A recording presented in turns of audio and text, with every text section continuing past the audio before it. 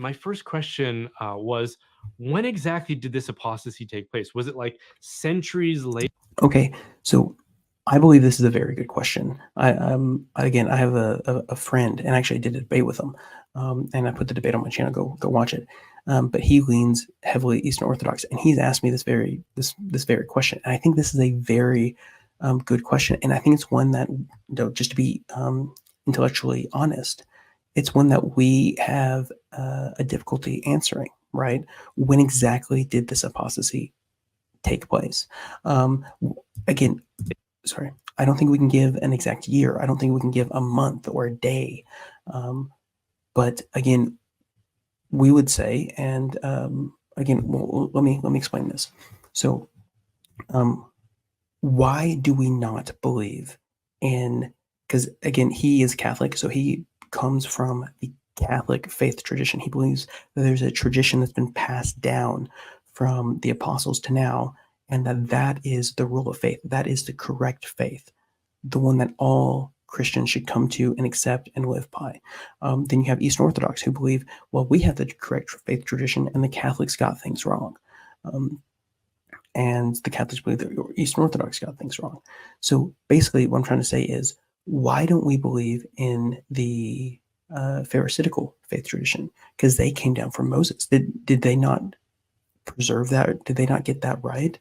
And the reason is that we don't believe in the Pharisaical faith tradition is because we had a valid reason not to, which is Christ literally was born, he was crucified, and he rose from the dead.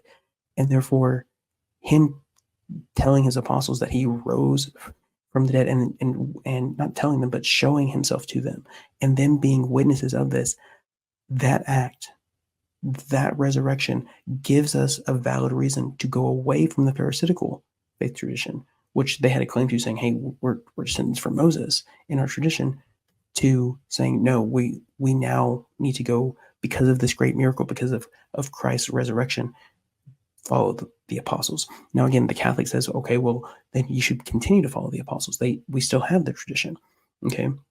So we believe in a great apostasy. Now, what gives us the right to say that we believe in a great apostasy?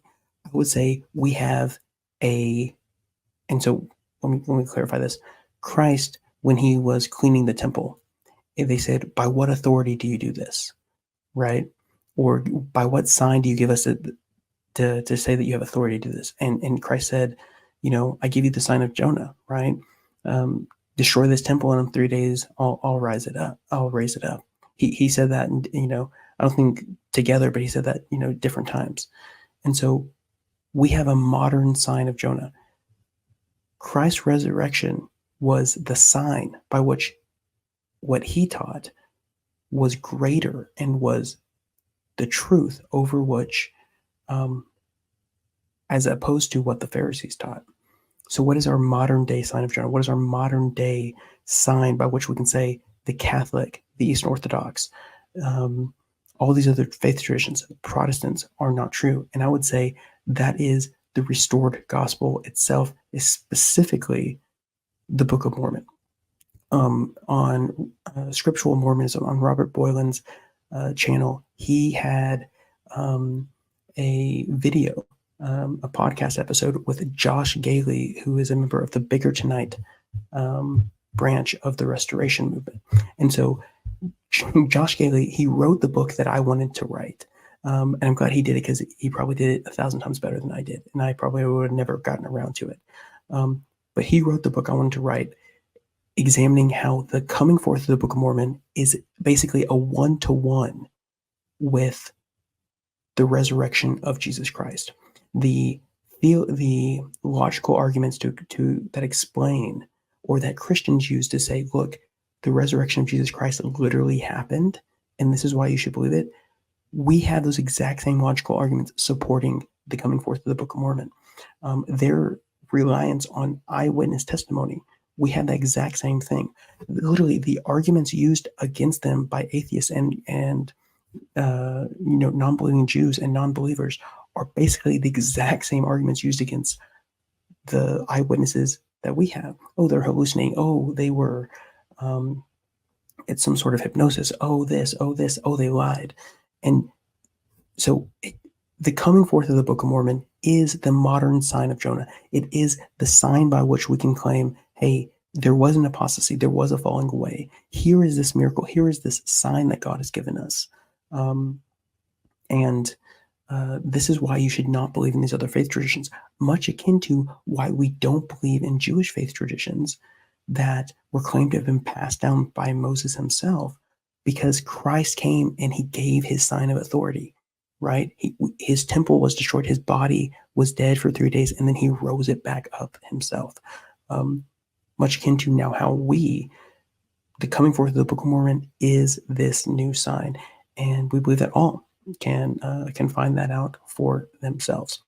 Again, maybe a lot of people aren't going to like that answer, but it, I find that, at least to myself, very valid. Let me know in the comments what you think about that.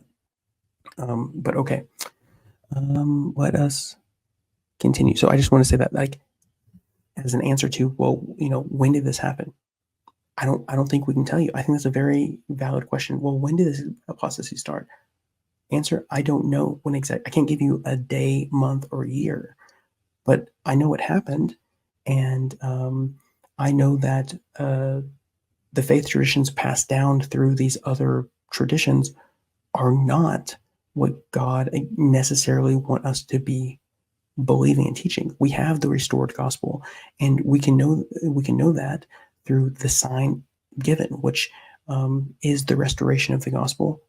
Most importantly, being the coming forth of the fullness of the gospel through the Book of Mormon. And so, very akin to how we don't know exactly when the Jews and the Pharisaical faith tradition, we don't know exactly when they started adding stuff or twisting stuff, or when they went astray, because Christ himself says, he doesn't accept their tradition as being 100% accurate. And he explains that they have gone astray a little bit in what they're believing. We can't say, we don't go back and say, well, look, at this day and this year you did this, so we're going to cut everything from there to now and just take, what was before that point. No, they don't do that. He wipes the slate clean and says, look, I'm going to give you the truth. Here's the truth. Y'all have gone astray. Here's the sign that I give to show that what I'm doing is I have authority to wipe the slate clean and give you truth. So again, that's my answer to that, is we have a modern sign of Jonah. We have a modern day sign of authority. So hopefully that makes sense.